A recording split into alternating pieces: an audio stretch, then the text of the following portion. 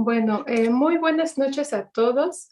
El día de hoy es nuestra segunda sesión sobre patrimonio industrial y en esta ocasión tenemos como invitado al doctor Humberto Morales Moreno.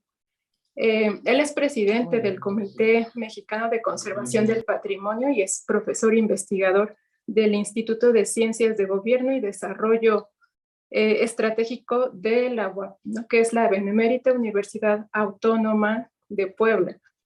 Nos da mucho gusto tenerlo, doctor, el día de hoy. ¿Qué tal? ¿Cómo estás, Stephanie? Pues muy buenas tardes y gracias por tu invitación. Bueno, vamos a iniciar con una pregunta curiosa, ¿no? que le quiero hacer. ¿Cómo es que se interesó en el estudio del patrimonio industrial? En realidad, el patrimonio industrial es una especialidad académica que en México empezó a tener tradición a partir de los años 80. Es decir, empezamos un poco la inquietud de desarrollar esta rama académica por la influencia de lo que fue la fundación del Comité Internacional de Conservación del Patrimonio Industrial, TICI por sus siglas en inglés, que se fundó en Ironbridge, en el Reino Unido, en los años 70, 1978 para ser precisos, y que a partir de esa fecha se empieza a desarrollar primero en Inglaterra y en el Reino Unido, y después en Europa continental, sobre todo en Francia, España y Alemania, este interés por rescatar el pasado industrial de las economías europeas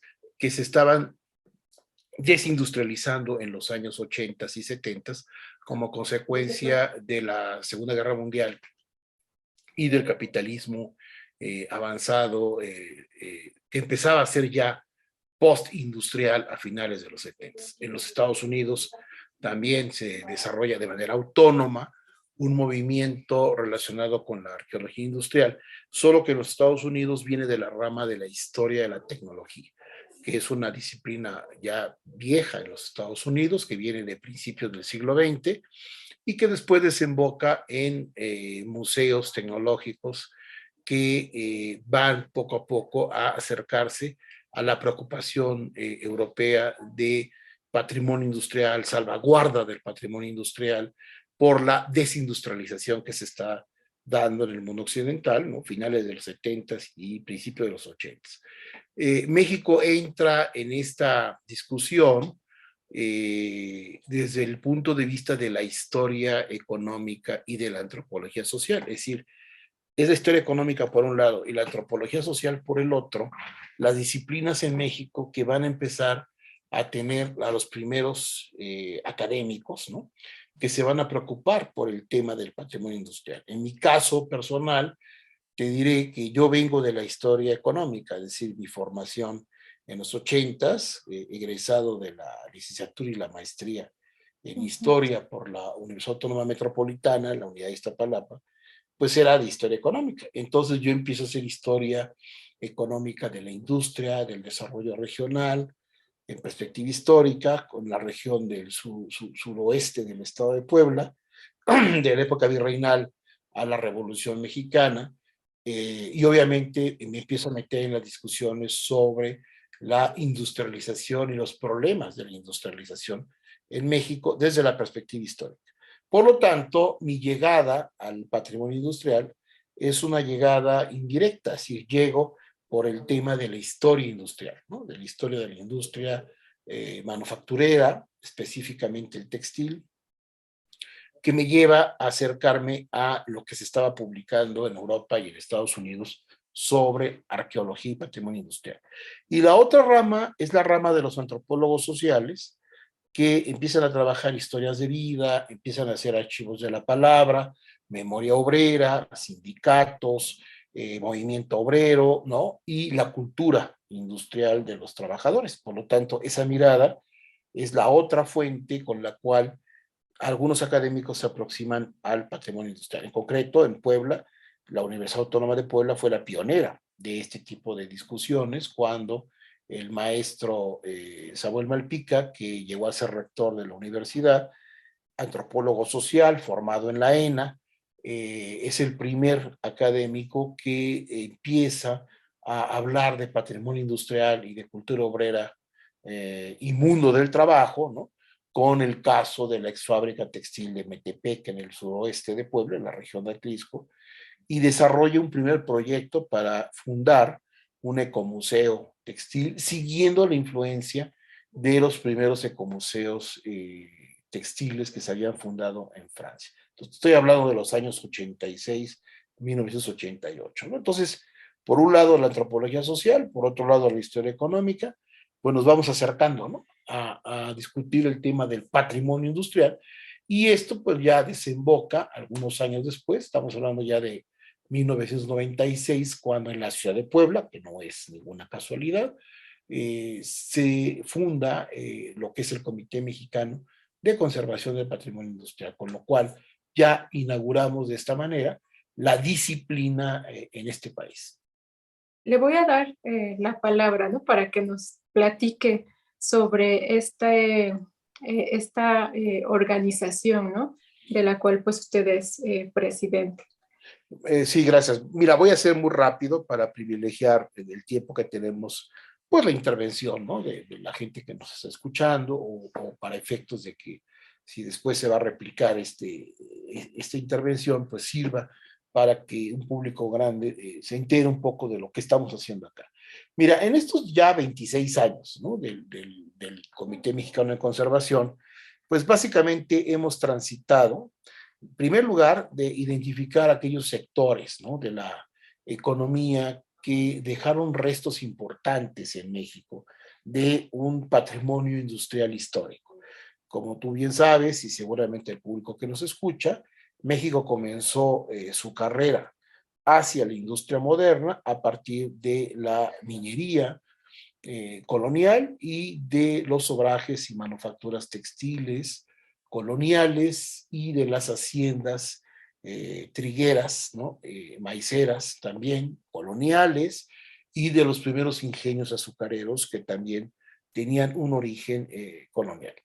Obviamente hay una industria prehispánica, es decir, hay una industria anterior a la llegada de los españoles a América, pero desde el punto de vista del camino a la fábrica moderna o el camino a la industrialización, pues evidentemente las industrias coloniales van a ser las primeras que van a detonar un paisaje industrial ya importante en el siglo XIX, sin que esto deje de lado la importancia de algunas herencias tecnológicas y sobre todo de mano de obra y cultura del trabajo que ya la población mesoamericana había aportado a las industrias coloniales, concretamente en la producción de las haciendas agrícolas, concretamente en la minería, ¿no? Donde ya había una minería prehispánica, la cual se va a ir adaptando a la minería de la Ruta de la Plata a partir del siglo XVI. Y por otro lado, las manufacturas textiles, que si bien las fábricas de indianillas importantes y modernas se fundan en el siglo XVIII y los obrajes de lana son importantes desde finales del siglo XVI, lo cierto es que hay una tradición de hilanderos y tejedores mesoamericanos que ya trabajaban un tipo de algodón llamado Ixtle, y que tiene una tradición histórica de más de 1500 años de antigüedad, ¿no? Entonces, todo esto está de alguna manera considerado en este recorrido inicial. Entonces, a partir de estos ejes de industrias y sectores estratégicamente hablando, históricos, ¿no?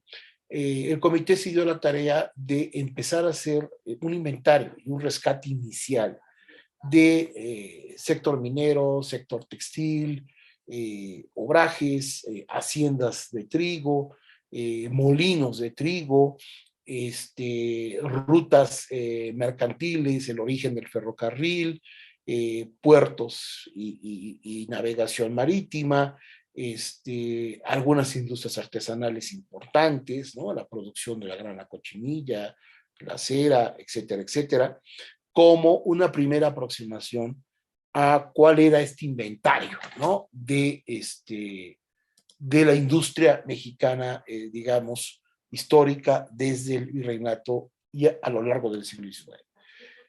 En una segunda etapa, caminamos hacia la posibilidad de crear una especie de ficha tipo o modelo tipo de registro de patrimonio industrial, es decir, empezar a hacer una especie de pequeña guía, ¿no?, de sitios industriales con una ficha modelo que metodológicamente pudiera capacitar a quien quiera hacerlo, ya sea de formación arqueólogo, antropólogo, historiador, arquitecto, ingeniero, seguir ciertos pasos metodológicos para llenar el registro de un sitio industrial.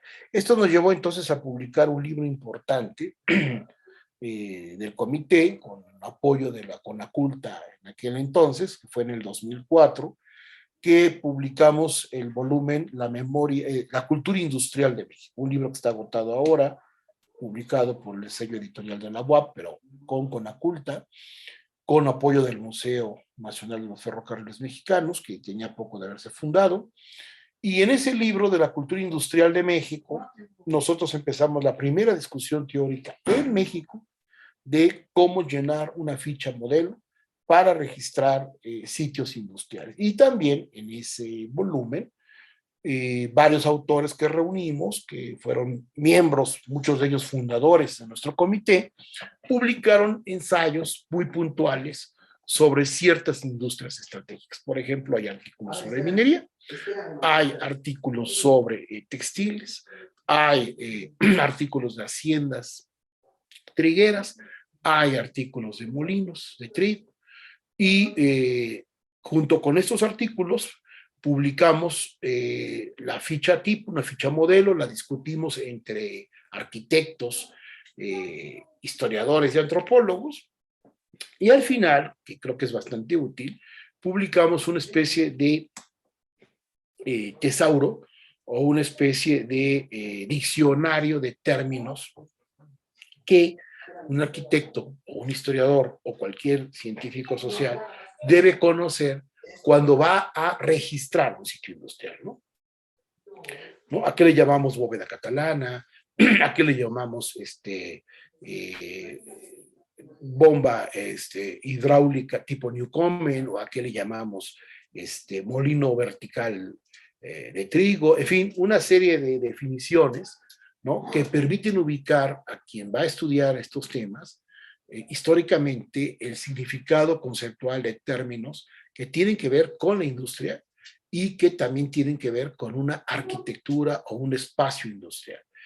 Entonces, este fue nuestro primer gran, digamos, libro. Obviamente el comité publicó boletines, hicimos varios congresos de patrimonio industrial, pero este libro marcó una primera etapa decisiva a nivel metodológica de registro de sitios industriales.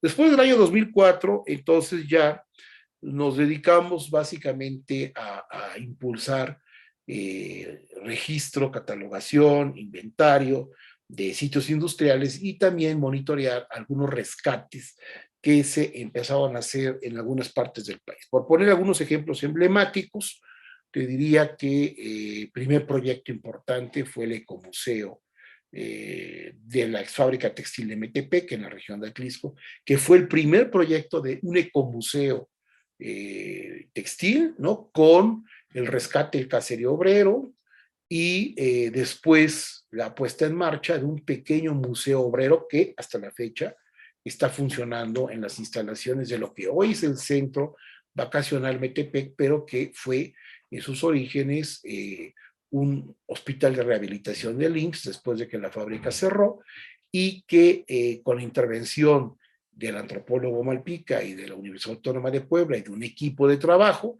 pues se creó, si no un museo textil propiamente dicho, porque no se llegó a eso, pero sí se logró por lo menos dejar algunos testigos, ¿no?, históricos de sitio, de maquinaria, de respeto de la lógica de las caídas de agua, conservar la chimenea principal, el área de vapor, el área de máquinas, en fin, y también se logró hacer un primer rescate del caserío obrero, que hasta la fecha está habitado por descendientes de trabajadores de esta fábrica, que fue la segunda fábrica más grande del país en el Porfiriato, después de Río Blanco. De tal manera que este fue el primer proyecto. Y después, poco tiempo después de este proyecto de ecomuseo, se detona en la región de Pachuca, en el estado de Hidalgo, en la región del Real del Monte, de las minas de Real del Monte, un proyecto de intervención de la minería de plata al mando de Belén Oviedo, que también fue presidenta de este comité, y que con su equipo armó todo un proyecto muy interesante, en primer lugar de rescate del archivo histórico de minería, que se encuentra hasta la fecha en la ciudad de Pachuca y que es el museo de minería más grande del país y con un archivo histórico fabuloso, ¿no? Que prácticamente arranca desde la fundación de los fundos mineros de la familia del conde Romero de Terreros, ¿no? Prácticamente hasta la época actual. Entonces, se crea un segundo proyecto de ecomuseos mineros de la Ruta de la Plata, que hasta la fecha están funcionando con 4 museos y un centro cultural en el primer hospital de medicina laboral que se fundó en América Latina en el año de 1907, que está completamente musealizado por el equipo de la maestra Oviedo. Después se detonaron otros proyectos interesantes, pequeños museos de sitio como la Fábrica Textil La Trinidad en el estado de Tlaxcala, un gran proyecto hecho por antropólogos sociales que fueron directores del INA en el estado de Nayarit, en la ex fábrica de Bellavista, la primera fábrica textil del occidente de México, del Pacífico mexicano, que tuvo un gran museo obrero con maquinaria de finales del siglo XIX. Desgraciadamente, por problemas de que el local, si bien fue protegido por el INA, era un local en propiedad privada y que al final lo compra el gobierno del estado de Nayarit, pues terminan por deslocalizar buena parte de este museo y ahora parece ser que el gobierno del estado está buscando fortalecer un centro cultural y un museo de sitio, pero eso es un proyecto que tengo entendido que está todavía en veremos, aunque ya está funcionando el centro cultural. Y luego tenemos algunos proyectos regionales, bueno, por ejemplo, está el proyecto del Museo de Fundidora de Monterrey, que fue también un proyecto muy interesante que se echó a andar justamente en estos años, en los años 2006, 2010, 2012, que culmina con el Parque Fundidora y el Museo del Alto Horno número 3, que hasta la fecha funciona de manera impecable y que también fue una intervención importante dentro de la historia de lo que viene siendo la industria metalmecánica y minero-siderúrgica del noreste de México y que tiene un archivo histórico fabuloso. Una parte se conserva en lo que fue la escuela Adolfo Prieto, ahí en Monterrey, y creo que por ahí está Alberto Casillas escuchándome y él es el historiador que está a cargo de ese acervo. Y luego tenemos, repito, otros proyectos más que me llevaría toda la noche contarles todos los que hemos estado monitoreando. Y quiero ahora hablar muy rápido de un proyecto que es justamente las transparencias que tengo aquí, que es un poco la tercera etapa en la que yo diría que se encuentra nuestro comité. ¿Y cuál es esa tercera etapa? La etapa de empezar a generar guías completas de patrimonio industrial para México. Es decir, de empezar a hacer ya catálogos profesionales a profundidad de sitios de patrimonio industrial histórico del país, de tal manera que podamos hacer realidad un viejo sueño que compañero, si no es Lucas, lo conoce muy bien, y que viene desde que se fundó el comité y que ahora tratamos de que pueda echarse a andar, que es el proyecto de por lo menos presentar unos 100 sitios del patrimonio industrial mexicano que puedan ser parte de una publicación científica y que se pueda dar a conocer a nivel internacional, un poco siguiendo el modelo de lo que se ha hecho en Europa y en Estados Unidos, ¿no? Es decir, mostrarle al mundo académico internacional que México no solamente es un país de iglesias o de parroquias o de pirámides, ¿no? O un país de artesanía, sino que México también es un territorio de industria, ¿no? De una precocidad en el intento de hacer una revolución industrial desde la primera mitad del siglo XIX. Y que bueno, si bien es cierto que la industria mexicana no logró obtener los niveles de gran expansión de la industria británica, por ejemplo, o alemana, o francesa, o americana, lo cierto es que este es el gran país de la pequeña industria, es decir, México le apostó más por las condiciones de su mercado y por la forma en que nos incorporamos al mercado mundial capitalista en el siglo XIX, pues nos especializamos en ser un país de industrias pequeñas y medianas, pero que están funcionando hasta el día de hoy, ¿no? Es decir, sí hay una tradición industrial en México que es importante rescatar porque forma parte de la identidad popular, es decir, hay una clase obrera que todavía es importante en nuestro país y que de alguna manera es la heredera de este mundo del trabajo y de esta cultura fabril que se desarrolla desde el virreinato y sobre todo en la primera mitad del siglo XIX. Entonces, ¿qué tenemos acá? Pues tenemos, por ejemplo, en la siguiente, en esta lámina, pues hago un resumen de cosas que ya dije aquí, ¿no? Es decir, digamos, las líneas más generales de lo que estamos haciendo en el patrimonio industrial, definiendo al patrimonio industrial, ¿no? Como el espacio histórico en el que se crea la industria que permite transformar materias primas que vienen de la naturaleza y de insumos productivos por la mano del hombre que se transforman en bienes, ya sea consumibles o durables o bienes intermedios, ¿no? Eso es lo que sería la definición amplia de lo que es un bien industrial. Y entonces la idea nuestra es hacer un rescate, no solamente de inmuebles fabriles, ¿no? O de tecnologías fabriles, sino hacer el rescate del paisaje, ¿no? Del paisaje cultural de la industria, que es lo que nos interesa a nosotros. Por eso en esta lámina lo que les pongo es un poco hablar, por ejemplo, en el caso de Puebla. Yo pongo el caso de Puebla porque es un laboratorio que lo tengo muy bien estudiado y además porque las regiones de Puebla, Tlaxcala y el suroeste poblano fueron, junto con la Ciudad de México, bueno, lo que hoy llamamos la Ciudad de México, ¿no? Que no es exactamente la misma que viene del virreinato ni de la primera y segunda mitad del siglo XIX, pero digamos que las regiones de Puebla y México fueron las regiones precoces del camino a la fábrica desde finales del siglo XVIII y primera mitad del siglo XIX. El caso de Puebla es muy representativo porque Puebla fue, digamos, el primer corredor de la industria manufacturera del país, ¿no? Llegó a concentrar entre 1835 y 1847, después del término de la guerra con Estados Unidos, Puebla llegó a concentrar el mayor número de fábricas textiles del país, ¿no? Incluyendo por encima de la Ciudad de México.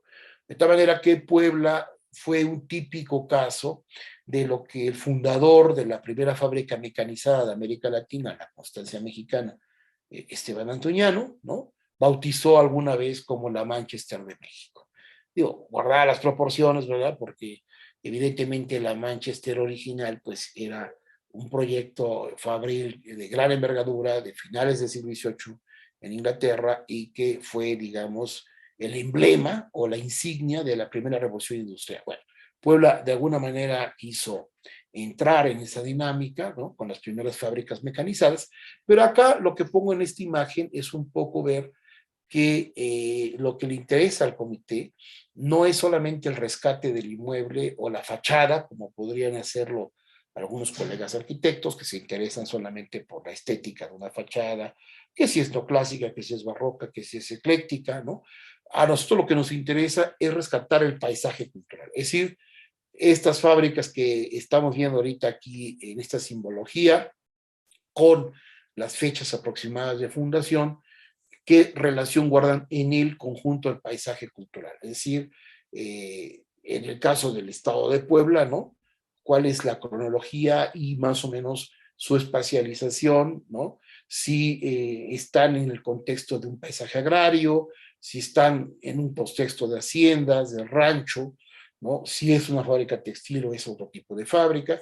Incluimos una parte del estado de Tlaxcala, porque evidentemente la región Puebla-Tlaxcala fue una región integrada en términos industriales, en términos de comunicación, muy importante a lo largo del siglo XIX.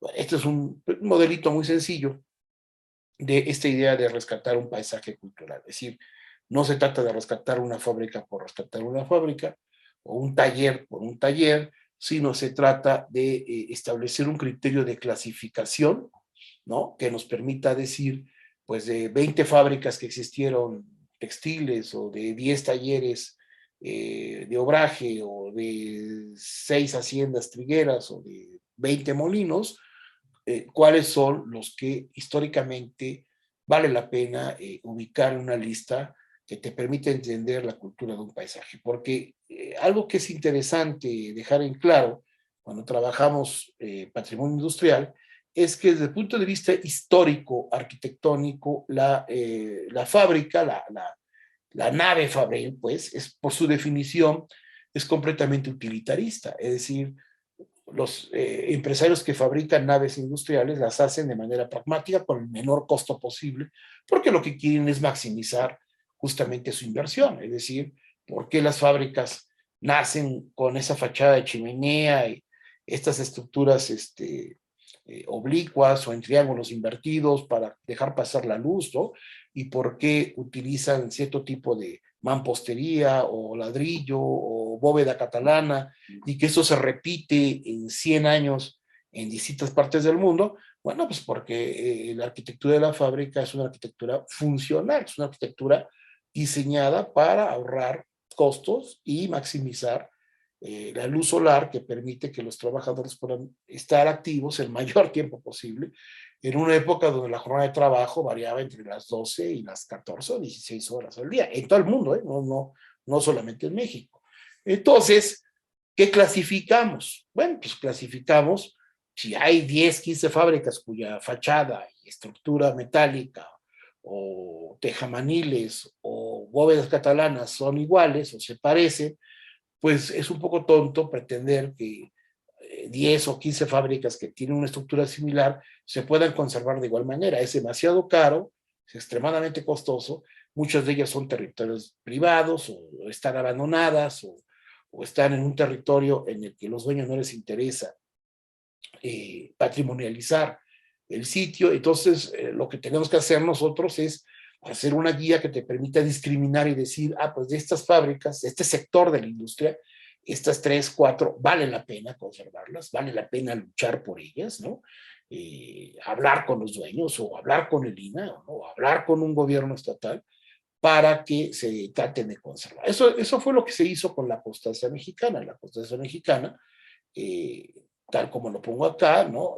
Fue parte de la ruta del patrimonio UNESCO de Puebla como patrimonio industrial de la humanidad. Es decir, ya llevamos un buen tiempo buscando la manera de que México inserte en la lista de la UNESCO un sitio industrial como patrimonio de la humanidad. Ha sido muy complicado, pues porque hasta hace 20 años hablar de que México tenía sitios industriales patrimoniales era un poco como de risa, ¿no? O sea, si esto se lo decías a japoneses o americanos, a franceses, alemanes o ingleses, te dirían, pues, ¿qué saben hacer los mexicanos en materia industrial? ¿No? Pues es un país de artesanía, de bonitas iglesias, barroco, son muy buenos agricultores, ¿no? Pero de industria, pues, ¿qué nos van a venir a enseñar de industria? Y resulta que sí, efectivamente sí tenemos nosotros paisajes fabriles muy originales, como fue la primera fábrica mecanizada textil, la Constancia Mexicana, en las afueras de Puebla, que hoy ya prácticamente está en la mancha urbana, que tuvieron características sui generis de expansión fabril que no son las mismas que se conocían en Europa o en los Estados Unidos. Entonces, eso es lo que le da un valor patrimonial identitario a este original camino a la fábrica que merece la pena ser, digamos, puesto en valor para que la UNESCO lo pueda tener en su lista indicativa. Aquí ponemos un poco los pasos que hay que seguir. De hecho, estos pasos se hicieron para la constancia mexicana, que estuvo en la lista indicativa de la UNESCO del 2005 al 2013. ¿Qué fue lo que pasó? ¿Por qué salió de la lista?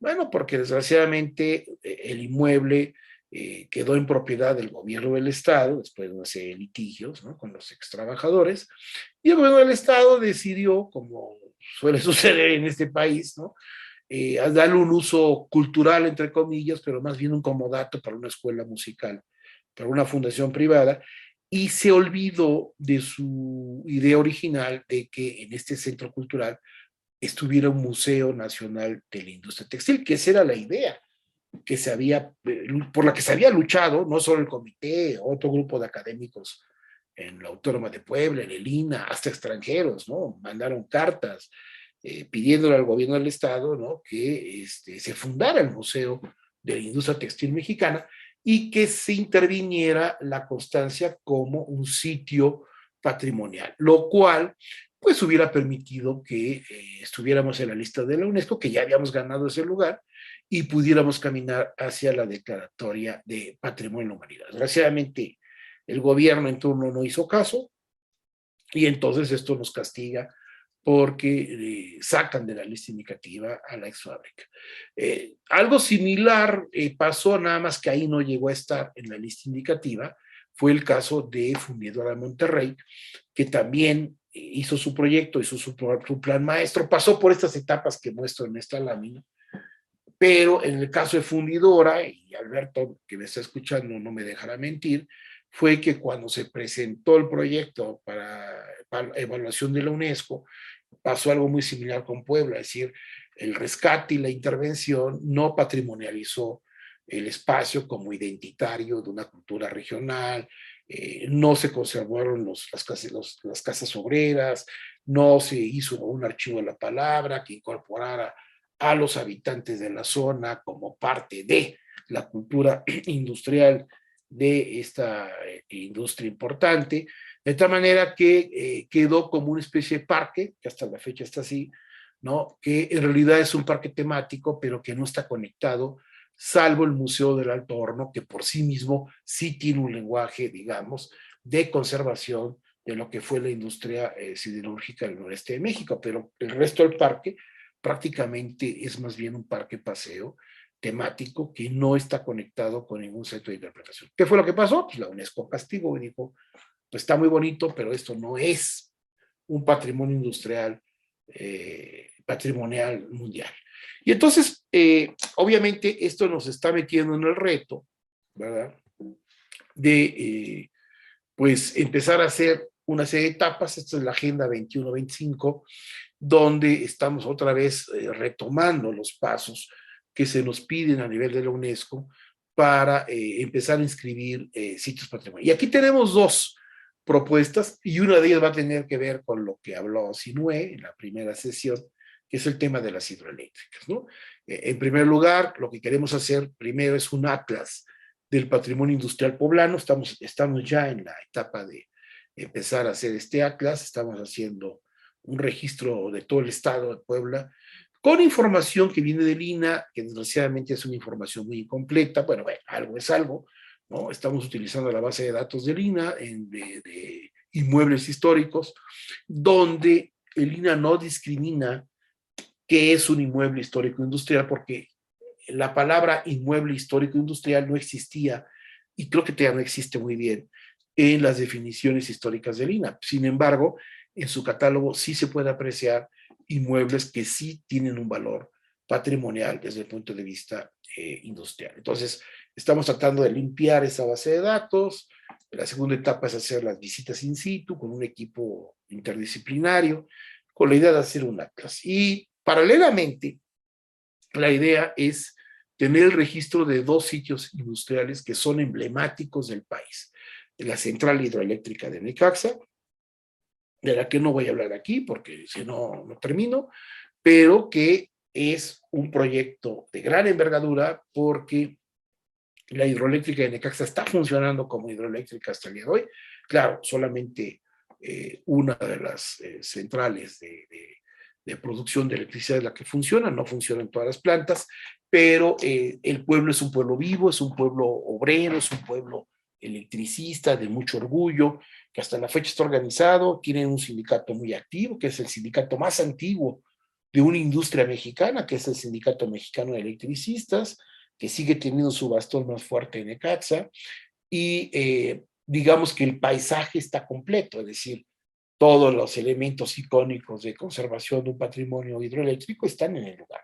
La casa de máquinas, la casa de los principales accionistas, de Frederick Starr Pearson, que fue el principal accionista americano que echó a andar la hidroeléctrica en 1905, está la casa del sindicato, en fin, todo el paisaje está completo para iniciar los trabajos que lleven a Necaxa a ser patrimonio de la humanidad. Y el otro, la constancia del que ya hablé, que estamos en etapa justamente de negociar en este momento con el gobierno del Estado de Puebla un proyecto museológico para fundar ahora sí el Museo Textil de la región, ¿no? Y del país. Estamos todavía en el forcejeo, se presentó un proyecto maestro y bueno, estamos esperando a ver si los gobernantes actuales, con eso de que en Puebla se nos mueren a cada rato los gobernadores, entonces hay que andar cazándolos, ¿no? Para que entiendan un poco de qué se trata. Entonces, bueno, al final de cuentas hay que hacer un producto, una declaratoria estatal, después vendrá una declaratoria nacional y luego ya el expediente pasará a la UNESCO para su valoración. Bueno, aquí hay algunas imágenes de los dos sitios, la Constancia por un lado, cuya intervención arquitectónica no podemos decir que sea del todo negativa, es decir, la intervención arquitectónica la más costosa se hizo con un presupuesto muy importante del gobierno en aquel entonces, digamos que no fue una mala intervención, es decir, no dañó por lo menos los lugares de lectura icónica del sitio, lo cual ya es ganancia. Y si bien es cierto que la maquinaria que ven ahí sí fue deslocalizada, una parte de esta está guardada, de tal manera que se puede musealizar, ¿no? Parte de la maquinaria, si no el original, sí con la que funcionó desde finales del siglo XIX. De tal manera que las partes icónicas de una museología y de una museografía a mediano a largo plazo están en el lugar y se puede rehacer. En cuanto a Necaxa, pues bueno, ahí hay algunos ejemplos que les pongo ahí, la gran caída, ¿no? El embalse principal de la hidroeléctrica que está intacto, ¿no? La sala de máquinas está perfectamente intacta y además, repito, una de las centrales está funcionando con un comodato de una empresa portuguesa que está en co-asociación con el propio sindicato mexicano de electricistas, que ahora ya se volvieron empresarios, los líderes sindicales, ¿no? Y están gestionando la hidroeléctrica. Aquí es un poco lo que les dije de la UNESCO, las etapas, ¿no? Que se tienen que seguir para registrar un sitio con valor patrimonial, lo de la Agenda 21-25, con los dos proyectos, digamos, insignia que tenemos en este momento, que es la Central Hidroeléctrica de Necaxa y el Centro Cultural La Constancia Mexicana, ¿no? Y luego, bueno, pues la idea es que lleguemos a este expediente UNESCO, que sería la etapa final para su presentación. ¿De qué va a depender el tiempo que nos vamos a llevar para que esto suceda? Pues depende de que en el caso de Necaxa es con la población, con el ayuntamiento y con el sindicato con el cual hemos estado en pláticas para acelerar los trabajos de registro. La ventaja de la hidroeléctrica es que están muy bien conservados los espacios patrimoniales y ahí lo que hace falta es crear un centro de interpretación. Estamos en vías de negociar con estas partes para poderlo hacer. En el caso de la Constancia es más difícil porque aunque el sitio está completo y se están deslocalizando viejos museos para hacer un corredor de lectura de lo que fue la fábrica de la Constancia, desgraciadamente el gobierno del estado sigue con la actitud de querer hacer museos de títeres y museos de la música y museos que no son menos importantes, pero no tienen el lenguaje histórico del sitio, con lo cual corremos el riesgo, ¿no? De que la UNESCO nos diga adiós, ¿no? Pero bueno, estamos intentando. Luego les hablaba yo del libro de Patrimonio Industrial de Puebla, siglo XIX y XX, donde escogimos 8 espacios emblemáticos de patrimonio industrial regional, que pueden servir de modelo para hacer libros parecidos para la Ciudad de México, para Nuevo León, para Chihuahua, es decir, cada estado de la República tiene elementos patrimoniales de tipo industrial. Todos los estados, incluyendo los más agrarios, que pueden ser los del sureste o los del centro occidente del país, ¿no? Como Zacatecas, Durango, ¿no? Todos tienen vestigios fabriles importantes, ¿no? Tenemos detectados por lo menos un par de sitios históricos patrimoniales en cada estado de la República. Entonces, la idea es que este pequeño modelo que hicimos para Puebla se pueda replicar en el resto del país. Por ejemplo, los ferrocarriles, ¿no? Hemos hecho una breve semblanza de las dos estaciones de ferrocarril históricas que pasaron por Puebla, la del ferrocarril mexicano y el ferrocarril interoceánico, sus características constructivas, una breve historia, ¿no? Del paisaje que cubría, las rutas, etcétera.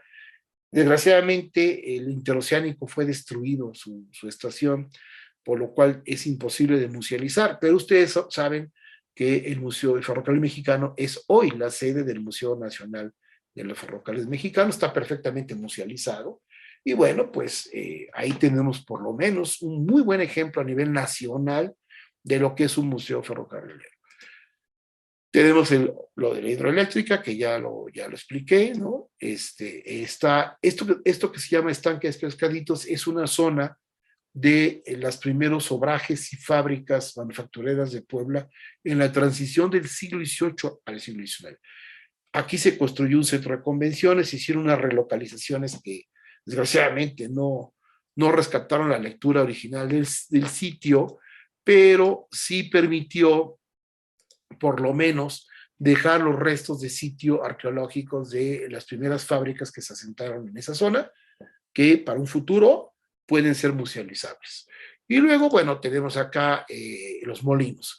Los molinos de trigo, como ustedes saben, son históricamente fundamentales para entender el camino a la fábrica en México, porque los molinos de trigo mexicanos fueron la transición en términos tecnológicos de la fuerza motriz hidráulica que después se adaptó para las primeras fábricas textiles del país, ¿no? Lo que los ingleses llaman los first textile mills, ¿no? Los molinos textiles, porque el modelo es parecido al de Manchester, es decir, la industria textil inglesa también viene del paisaje agrario y viene de molinos de trigo que adaptaron sus paletas de madera hidráulicas para después generar fuerza motriz. Bueno, México va a seguir un modelo parecido al británico, en el sentido de que muchos molinos de trigo, como el del Molino del Medio, que es un molino emblemático en el caso de Puebla, ¿no? Terminaron convirtiéndose en fábricas textiles. De hecho, puedo asegurarles que del 100% de las fábricas textiles históricas de México en todo el país, por lo menos el 80% siguieron un patrón similar, ¿no? Lo cual es interesante. Luego tenemos los ingenios azucareros. Hay la tentación y el prejuicio de algunos colegas de creer que los ingenios azucareros no son industria, lo cual es un grave error, ¿no? Los ingenios azucareros son un proceso industrial bastante interesante y de los más precoces en el continente americano. Bueno, los primeras centrales azucareras importantes de América fueron los cubanos, ¿no?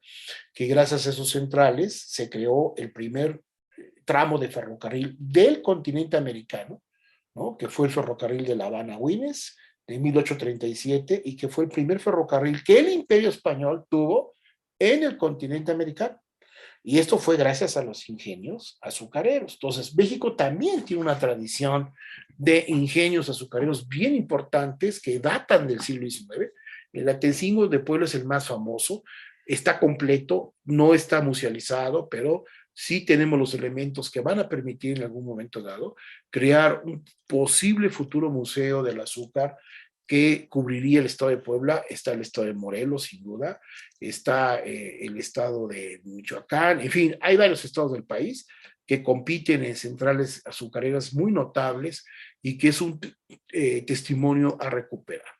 Luego tenemos pues lo más comercial, pero que es patrimonio de la humanidad, que es la cerámica de Talavera. Como ustedes saben, el año pasado la cerámica de Talavera fue elevada a Patrimonio de la Humanidad por la UNESCO, ¿no? Junto con Talavera de la Reina en España. Así se hermanaron las dos y las dos pasaron la prueba de fuego y son Patrimonio de la Humanidad.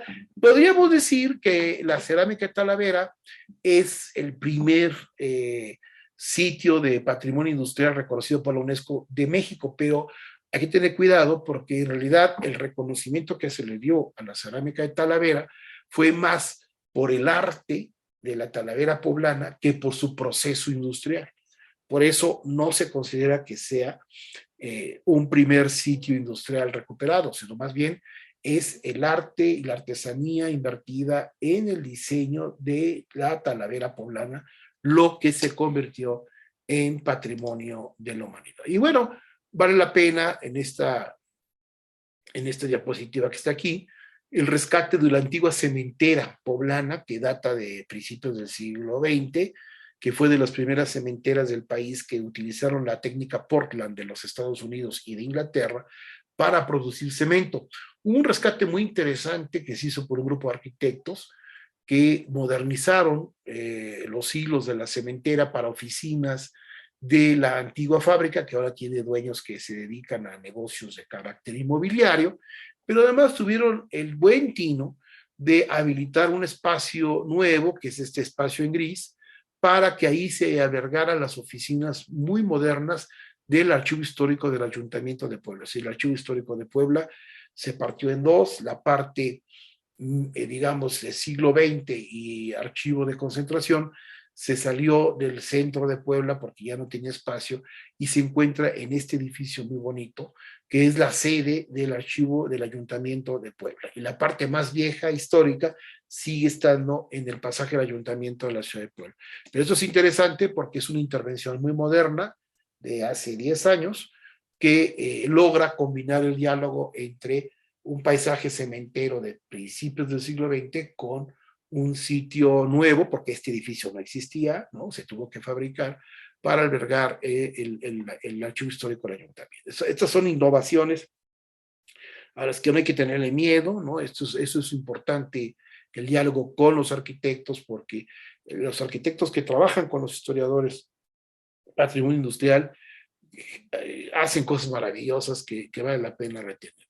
Termino esta primera presentación muy rápido diciéndoles que Metepec fue el motivo por el que surgió el patrimonio industrial en el país, ¿no? Este fue el primer proyecto de crear un ecomuseo en la antigua fábrica de Metepec, que hoy es un centro vacacional, y este ecomuseo tiene el grave problema de que es muy difícil de mantener económicamente hablando, porque los habitantes prefieren ya vender sus casas o las remodelan de una manera que ya no respeta la arquitectura original.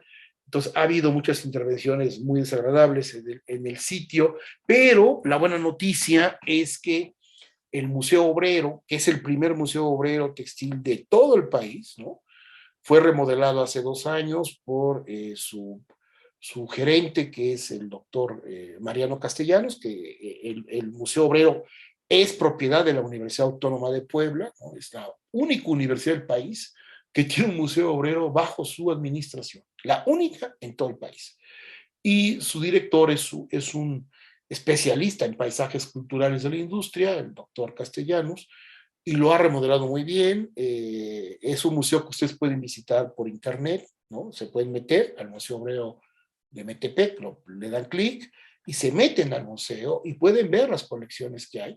Y es el primer museo en su tipo en todo el país, ¿no? Entonces, eso fue lo bueno del proyecto del Ecomuseo, que si bien en otros aspectos no tuvo tanto éxito, pues aquí sí fue exitoso. Para terminar, les diría que estamos en otro proyecto importante, del cual no voy a hablar más que muy poquito, porque no hay mucho tiempo ya, que es el proyecto de rescatar la primera hidroeléctrica de la ciudad de Puebla, y esto es lo que va a hermanar con lo que tienen ustedes en los dinamos de la Ciudad de México, que es el proyecto de la hidroeléctrica Carmela. El proyecto de la hidroeléctrica Carmela es un proyecto que la SEDATU a nivel federal retomó por encargo del Ayuntamiento de Puebla y por el gobierno del estado hace 4 años, un poquito antes de que empezara la pandemia, con la idea de rescatar los vestigios arqueológicos de una hidroeléctrica que se construyó por empresarios textiles que tenían las fábricas del mayorazgo y otras fábricas en el corredor del río Atoyac, de lo que hoy es la ciudad de Puebla, y que históricamente pues habían quedado abandonadas pues con la desindustrialización. Entonces, como el paisaje de esa hidroeléctrica es un paisaje de un barrio popular de alta peligrosidad, no tenía infraestructura, no había alumbrado público, la violencia era muy grande, pues se decidió pedirle a la SEDATU, ya con el gobierno actual, ¿no? Después del 2018, a que hiciera un proyecto de intervención para rescatar ese paisaje como un centro cultural. SEDATU hizo el proyecto, nosotros como Comité Mexicano de Conservación nos entrevistamos con el arquitecto Meyer, ¿no? El secretario de Desarrollo Territorial y Urbano, SEDATU, y nos hizo caso en cuanto a que el proyecto de lectura museológica del espacio se respetara. De tal manera que SEDATU entregó la obra hace apenas 4 meses al gobierno del estado, y la obra que entrega SEDATU es una obra para musealizar, es decir, entrega el cascarón completo, pero totalmente remodelado, todo lo que es el castillo, la bajada de agua de la desviación del río, los elementos de cómo funcionaba la hidroeléctrica, la sala de máquinas, todo eso lo recupera de manera muy, muy interesante. El gobierno, si me da tiempo, les pongo una imagen rápida, no sé si ya la ven. Sí, se ve. Bueno, a ver, entonces se los pongo un poquito más grandecito, ahí está. Bueno, este es el proyecto actual que tenemos con la hidroeléctrica, la antigua estación hidroeléctrica de la Carmela en Puebla. Es una propuesta museológica de reutilización del espacio que nosotros le dimos al gobierno del estado y a SEDATU. SEDATU tomó en cuenta nuestra propuesta museológica, aquí se resume un poco la importancia de lo que fueron las hidroeléctricas en Europa, en México, que este modelo no es muy diferente de lo de los dinamos de la Magdalena Contreras, es decir, el corredor de la Magdalena que Sinué y otros arqueólogos y antropólogos han trabajado en la Ciudad de México, me parece que tienen ahí un gran proyecto, ¿no? Para musealizar la importancia de la hidroeléctrica de los dinamos, no solamente como hidroeléctrica portátil le llamaríamos, porque las hidroeléctricas de la Magdalena Contreras, al igual que la de Puebla, se construyeron para darle servicio de fuerza motriz al corredor fabril de la Magdalena Contreras, ¿no?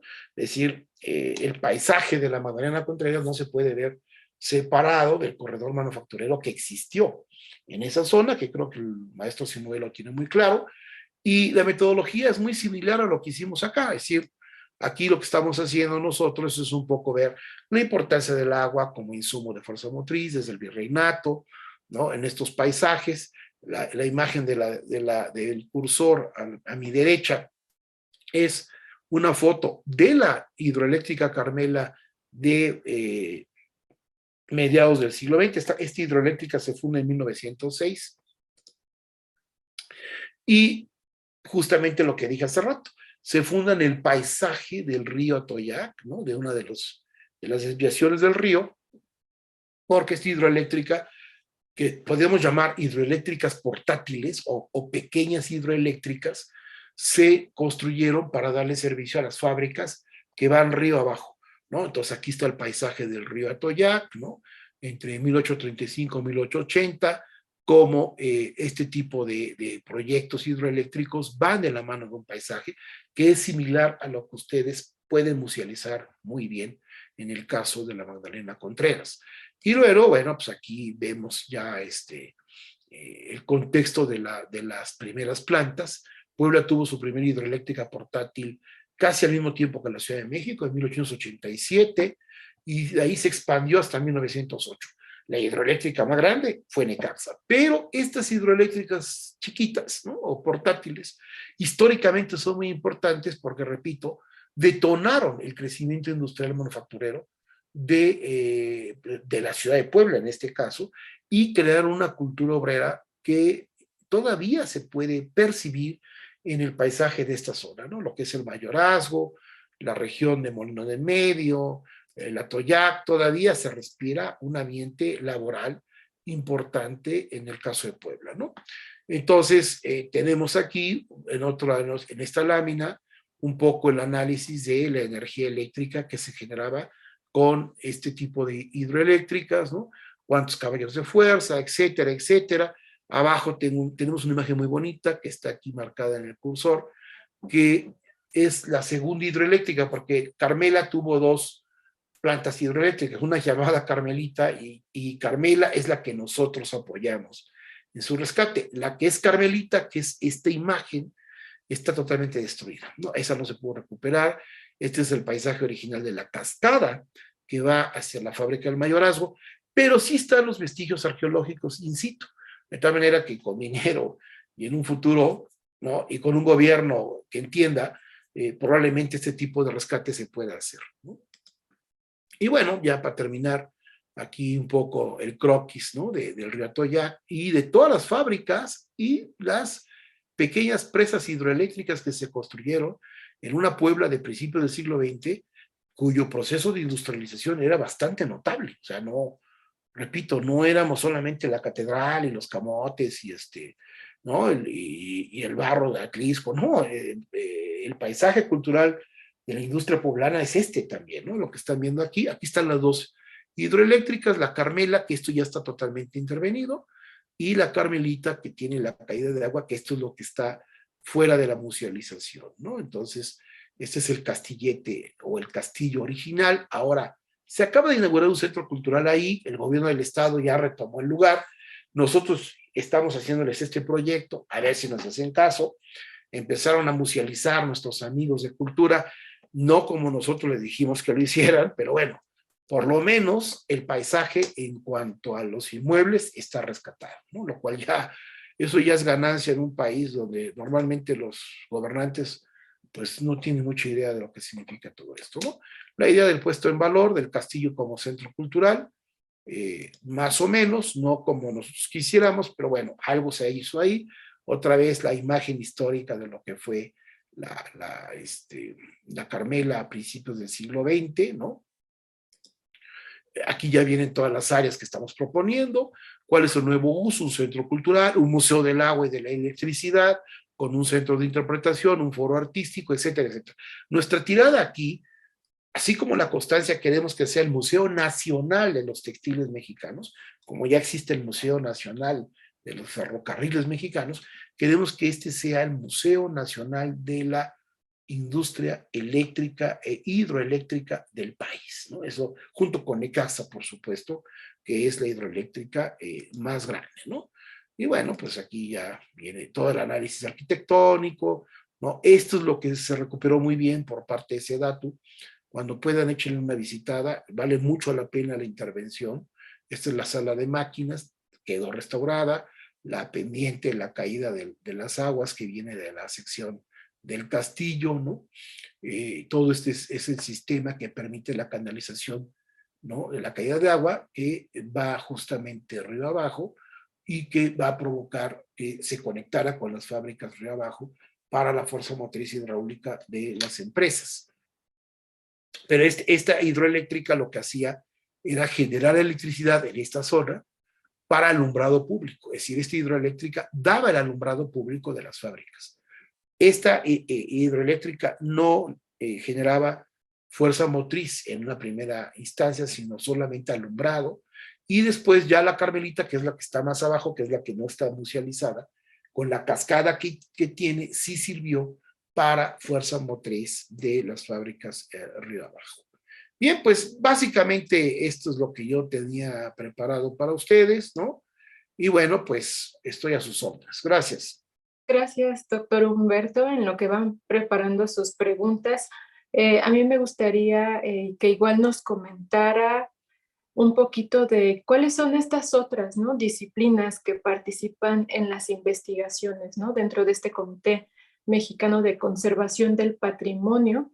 Y otra de ellas es que además de la UAP, ¿qué otras universidades promueven el estudio, pues, del patrimonio industrial? Pues mira, en realidad son pocas las instituciones formales que están trabajando en el tema de la arqueología y patrimonio industrial. Eh, Fuera del ámbito de la Universidad Autónoma de Puebla, yo te diría que Hubo un momento precursor también en el Instituto de Investigaciones Antropológicas de la UNAM, donde incluso se albergó una vieja página del comité que está en desuso, pero que guarda la copia de los boletines que hemos publicado de la etapa histórica anterior, ¿no?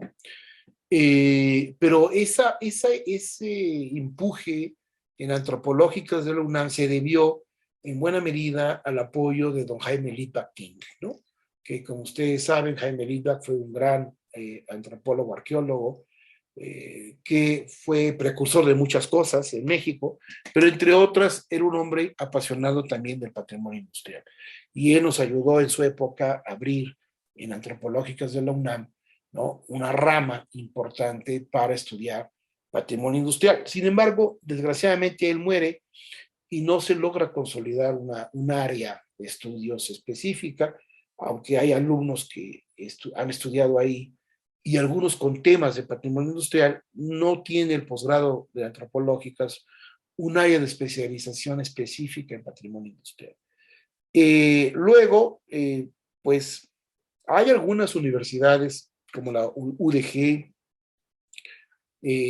tenemos, bueno, en la Ciudad de México, en el INA, en la ENA, sobre todo en la ENA, hay sí profesores, creo que Simú es uno de ellos, que dan cursos de patrimonio industrial o de arqueología industrial dentro de las carreras de arqueología, sobre todo, pero no hay un programa especializado, sino que son profesores que tienen la iniciativa de dar estos cursos dentro de la ENA o dentro del INA, o, como dije yo, en la UNAM, ¿no?, o en algunas otras universidades, pero no hay, propiamente dicho, una disciplina especializada como disciplina universitaria que dé un diploma o que dé un grado en el área, excepto el convenio que tenemos con la Autónoma de Puebla con la Universidad de París, en Sorbonne, convenio que yo inauguré en el 2017, de participar en el máster de técnicas, patrimonio y territorios de la industria, que es un máster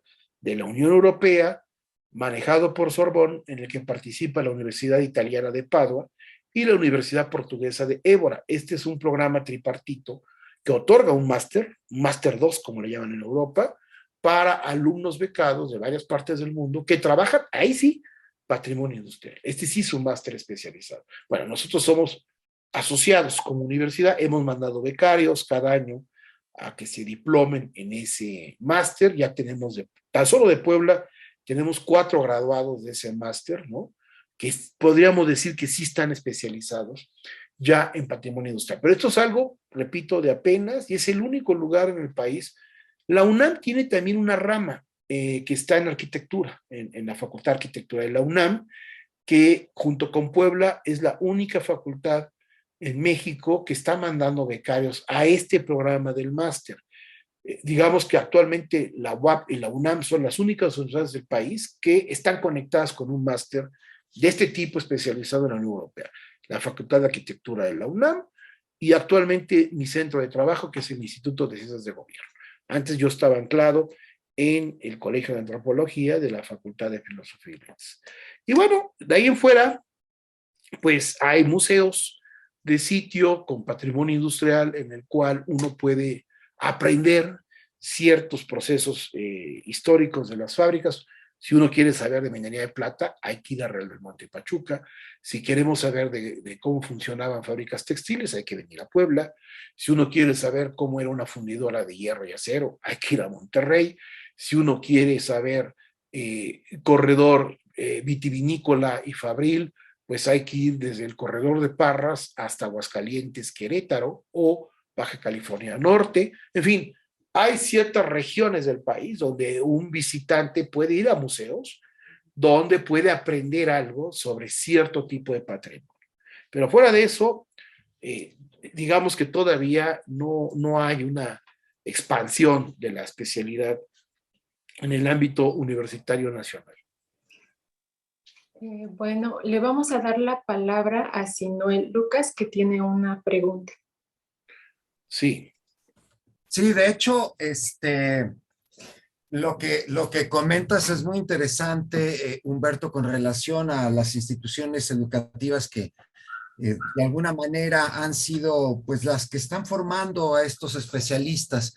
También se podría incluir en algún momento determinado, la doctora Elsa Hernández Pons hizo las gestiones necesarias para que en la Universidad del Estado de México se impartiera la licenciatura, o más bien una opción terminal dentro de la licenciatura de arqueología, de patrimonio industrial tal cual. Ignoro cómo avanzó la misma, ¿no? La verdad no sé cómo estuvo el asunto.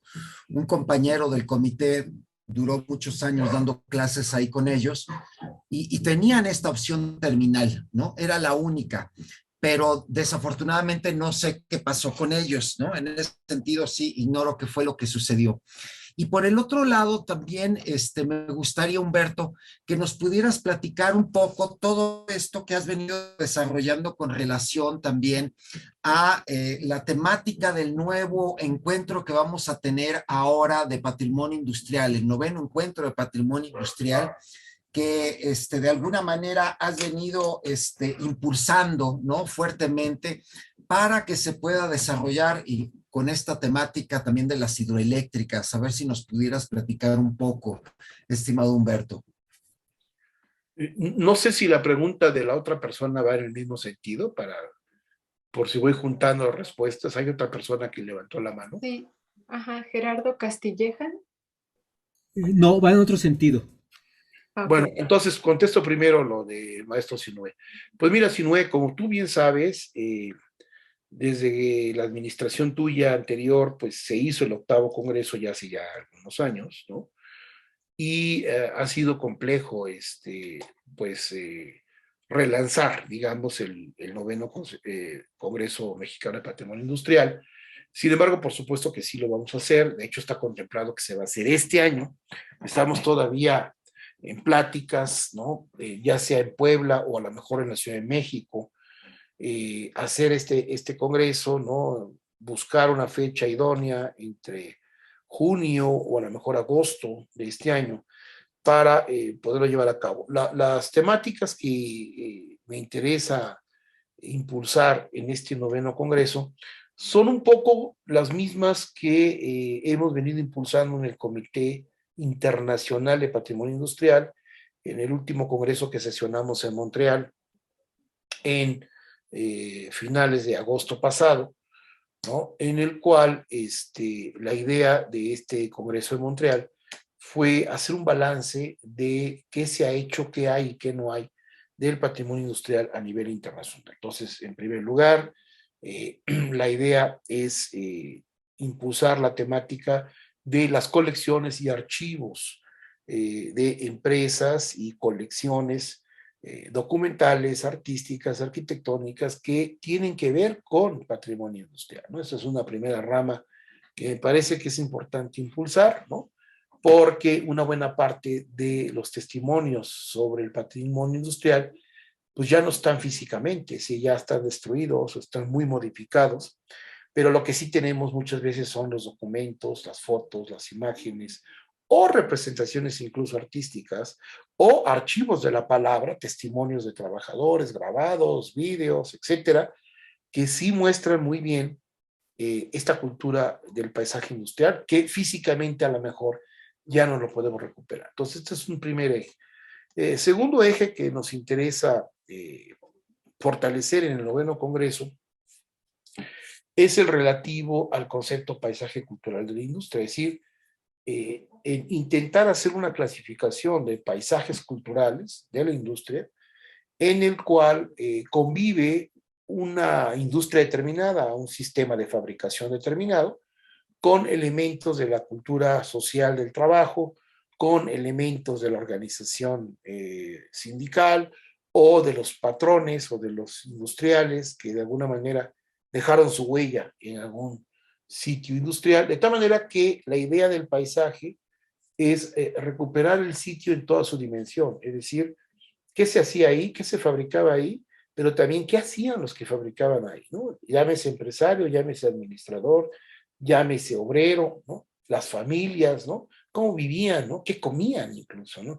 Cómo se alimentaban, ¿no? Y que, digamos, qué herencia en términos de identidad dejaron en su entorno, ¿no? Entonces, este es un segundo eje.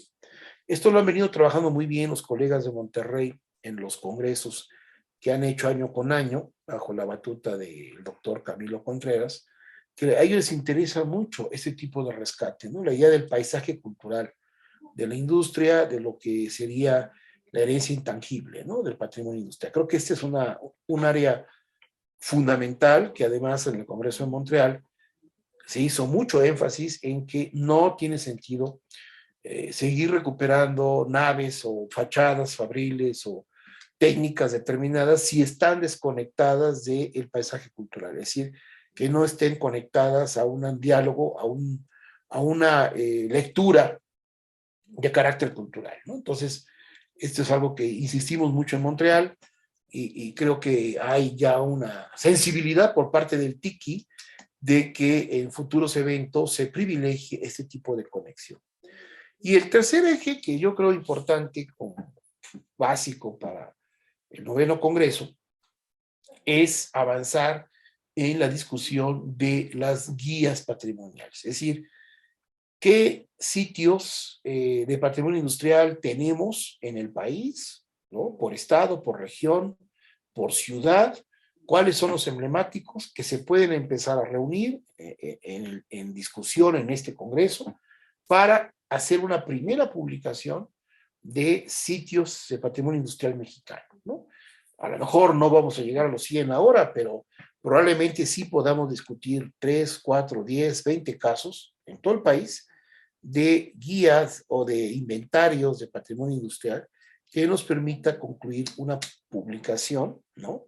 Importante que muestre a nivel internacional dónde están estos paisajes de la fábrica en México distribuidos en el territorio nacional. Creo que ese es un eje estratégico, es un reto que tenemos que hacer, es una de las principales vocaciones por las que se fundó el Comité Mexicano de Conservación y que no hemos podido concretarlo hasta ahora, pero me parece que es una tarea impostergable.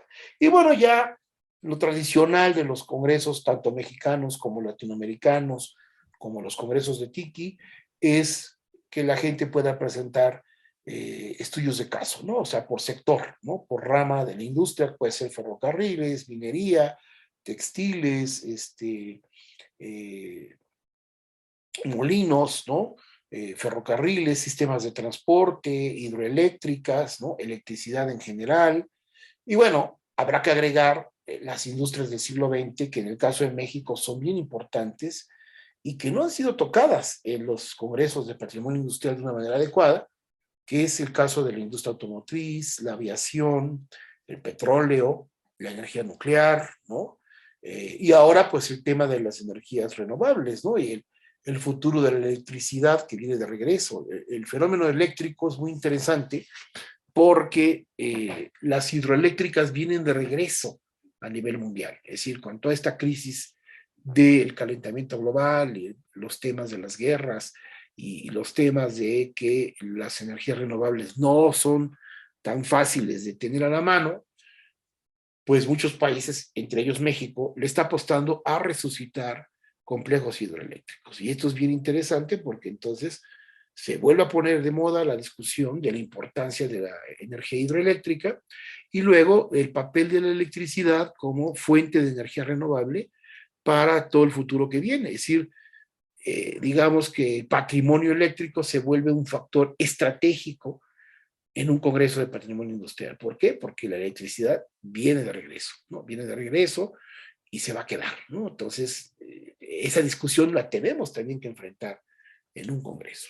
Sí, profesor Morales, ¿me escucha? Sí. Le agradezco mucho, fue muy interesante todo lo que planteó. Me gustaría hacerle, como no puedo hacer esa pregunta, que me permitiera un comentario breve. Usted mencionó a Esteban de Antuñano, este gran textilero poblano.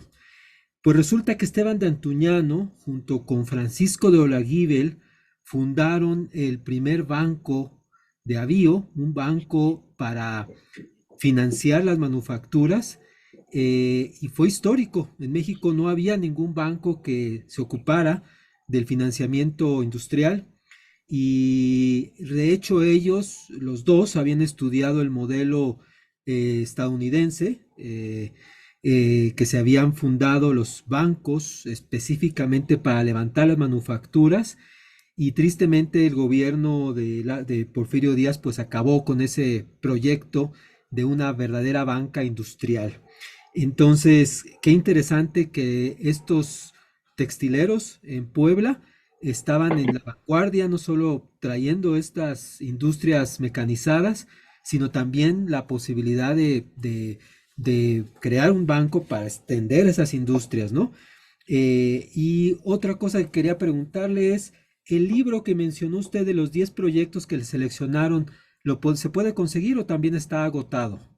El que usted mencionó, el segundo libro. Ok, bueno, mire, de lo primero que usted comentó hay que hacer algunas precisiones. El Banco Davío para el Fomento de la Industria, que así se llamó, es una creación de Lucas Alamán de 1829.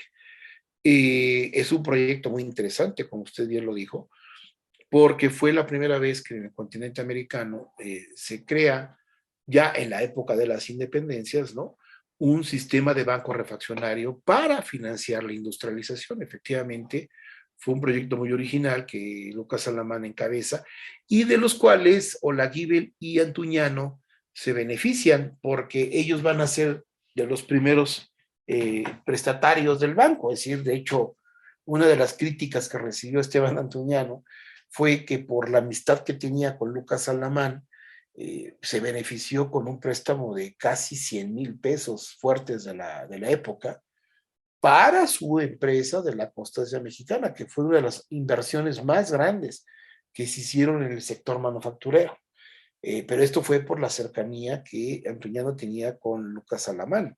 De hecho, Alamán y Antuñano fueron de los primeros empresarios y críticos del modelo económico mexicano de esos años, de los años 30, del siglo XIX, que discutían incluso las ventajas del liberalismo económico de Adam Smith, ¿no? Y de las teorías de Jean-Baptiste Say respecto al tema del proteccionismo industrial, ¿no? Fueron los pioneros de ese debate en México. El Banco Davío no se cerró por el porfiriato, se cerró porque se quedaron sin cash, ¿no? Después de que prestaron tanto dinero a un grupo de empresarios que después nunca pagaron, para variar, y el banco entra en quiebra para 1842, de tal manera que en el 42 prácticamente el banco desaparece. Es decir, fue un proyecto muy bueno, sí financió algunos proyectos importantes, entre ellos el Antuñano, pero después se quedó sin fondos. Muchos empresarios abusaron el préstamo que se les ofrecía, fue un lío recuperar los créditos y al final de cuentas no logró el objetivo inicial que se perseguía. Pero fue un intento muy bueno porque esto permitió discutir en México el tema de las fuentes de financiamiento, que después muchos empresarios lo hicieron de manera totalmente privada. Es decir, ¿por qué en México la compraventa de haciendas, la compraventa de casas, la compraventa de tierras se hacía de manera especulativa en el siglo XIX? Pues era precisamente para financiarse y poder construir una fábrica.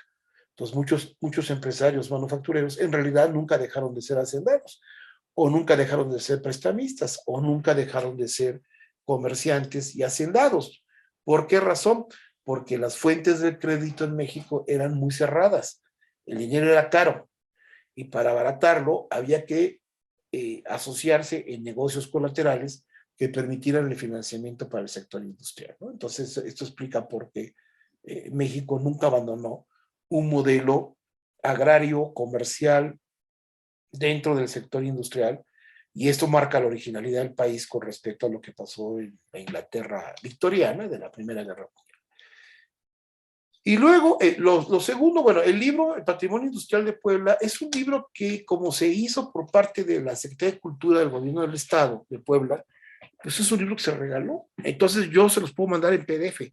El libro en PDF yo se los puedo mandar, si después me mandan con Estefany un correo, con mucho gusto, o yo se lo mando a Estefany y ella lo puede distribuir, no hay ningún problema, pero el libro impreso está totalmente agotado, ¿no? Entonces, pero sí les puedo mandar en PDF, ¿no? El libro para que lo revisen, ¿no? Y vean si les sirve de modelo para que se animen, ¿no?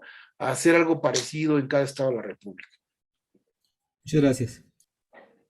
Vamos a esperar si alguien tiene algún comentario, alguna pregunta. Bueno, aquí es más algo orientativo, puesto que tiene poco que estoy iniciando a acercarme a los estudios sobre patrimonio industrial. Si me permiten un poco contextualizar, viene a partir de justo un barrio que está en Pachuca de Soto, digamos que algo un poco más a nivel local, donde sí hay restos arquitectónicos de evidencia de patrimonio industrial, algunas minas, etcétera, pero no es tan evidente, por lo que predomina, digamos que es una cuestión más de patrimonio intangible. Entonces yo quería preguntar, a partir de eso y que hay un acercamiento con la comunidad, ellos tienen una identidad muy fuerte con justo la memoria del trabajo minero y también una identidad donde ya hay una tesis, el barrio es el barrio El Arbolito, desde la disciplina de la geografía, con la identidad justo del paisaje territorial. Eh, Perdón, entonces yo quería o quisiera preguntarle al doctor qué tan viable es acercarse o aproximarse desde el patrimonio industrial a partir del patrimonio intangible de la memoria del trabajo y también, sobre todo por el interés de la comunidad a nivel local, de que se revalorice toda esa memoria del pasado industrial que los identifica y pueda eso ayudar o contribuir incluso a incrementar o dignificar la imagen que se tiene de esa localidad en Pachuca de Soto. Esa sería como mi intervención. Pues mire, Gracias. muy rápidamente. Normalmente cuando uno se enfrenta a un paisaje intangible, es decir, un paisaje donde lo que tenemos a la mano es memoria, ¿no? O identidades ligadas a un lugar en el cual lo que se identifica es la palabra, la tradición o cierto tipo de iconos del paisaje, ¿no? Los restos de una máquina, la fachada de lo que fue una fábrica o un tiro minero, ¿no? Y que eso lo ven los habitantes de la zona como parte de una identidad cultural.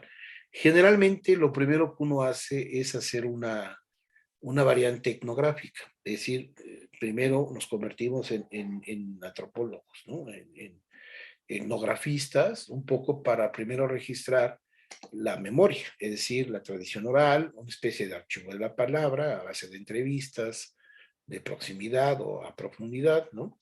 En el cual registramos, ¿no? A los actores que nos van a decir su verdad, nos van a decir qué es el lugar para ellos y cuáles son los elementos icónicos del paisaje con los que ellos se identifican. De tal manera que esto te permite hacer una cartografía cultural de lugares de memoria, ¿no? En los cuales esta población, esos habitantes, estas personas se sienten plenamente identificados. Y la segunda etapa es la etapa histórica, es decir, la variante etnográfica te lleva a la pregunta histórica de cómo era el paisaje cultural de la industria de esa zona. Es decir, implica revisar las fuentes históricas, ver qué archivos hay, si hay registros cartográficos, si hay fotografías, si hay litografías, ¿no? Si hay cartas y documentos que describan lo que se operaba en esa zona, quiénes eran los dueños, en fin, es la variante histórica, ¿no? Que es el segundo momento para ir hilando el rompecabezas identitario. Y luego viene la variante del paisaje estrictamente geográfico-arquitectónica, es decir, la lectura arquitectónica de los vestigios, ¿no? Es decir, ya nos dijeron los habitantes del lugar por qué el montículo, por qué la bocamina, por qué el caminito que va hacia una cañada es importante. Bueno, Ya revisamos las fuentes históricas que nos narran que ahí hubo un centro minero, se producía plata o algún mineral precioso o mineral industrial, hierro, no lo sé, y cómo se puede recrear el paisaje, es decir, cómo era la mina o cómo es la entrada de la bocamina o dónde está el tiro principal y dónde están los restos arquitectónicos de la estructura metálica, si es que hay alguna, o si es de piedra y mampostería, que permiten entender cómo funcionaba el tiro de la mina o de las minas según, ¿no?, del lugar. Entonces, esto es un diálogo interdisciplinario, es decir, el patrimonio industrial es una disciplina cuya matriz metodológica viene de la arqueología, ¿no? Es decir, los que nos dedicamos al patrimonio industrial necesariamente tenemos que tener un entrenamiento arqueológico. Solo que a diferencia de la arqueología tradicional, que en el caso de México y en muchas partes del mundo tiene que ver con los vestigios anteriores a la etapa de la escritura, como se dice tradicionalmente, ¿no?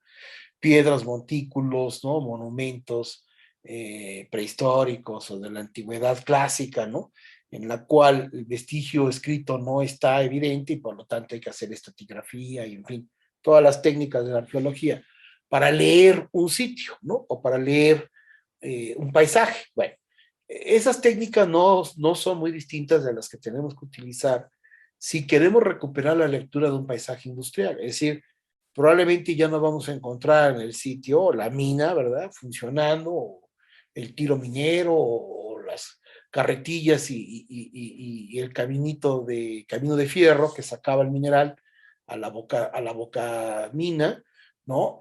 Probablemente no van a estar esos elementos, pero sí van a estar restos arqueológicos del sitio, ¿no?, que con una lectura arqueológica nos va a permitir ver las construcciones y las superposiciones que se hicieron a lo largo de los siglos, ¿no? Si hay adobe, si hay mampostería, si es piedra, si ya hay intervención metálica, ¿no?, etcétera, etcétera, ¿no? Entonces, de alguna manera, la lectura interdisciplinaria que la arqueología te permite dar la lectura arquitectónica, la lectura etnográfica y la lectura histórica.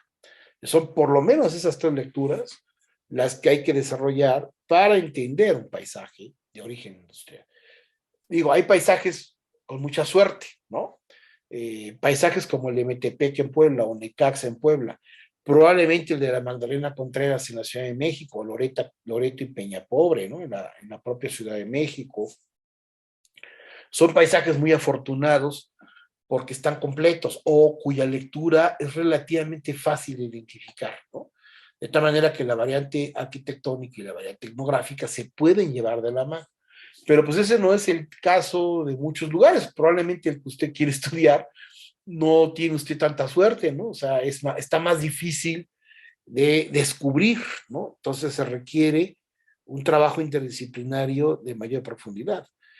Y claro, si no somos especialistas, porque es difícil serlo, ¿verdad?, en tres áreas, pues yo le sugiero que si usted, dependiendo de la formación que usted tiene, pues es el caminito que tiene que empezar a hacer para empezar a rescatar la lectura del paisaje, ¿no?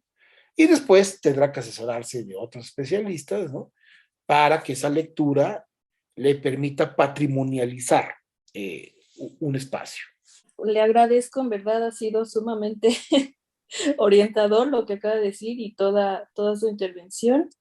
Y bueno, pues muchas gracias, en verdad. Me ha ayudado bastante. ¿Alguien más tiene alguna pregunta, algún comentario antes de finalizar? Ya todos se cansaron. Ya, pues muchas gracias, doctor Humberto, por esta charla y también gracias a todos los que nos acompañaron. Pues muy bien, muchas gracias a ti, Stephanie, por tu iniciativa y pues ojalá que este tipo de discusiones y charlas se sigan fomentando en una actividad y en una disciplina que creo que es muy interesante en un país como el nuestro, que tiene un arsenal de vestigios de patrimonio cultural de la industria enormes en todo el territorio. Muchas gracias y muy buenas noches.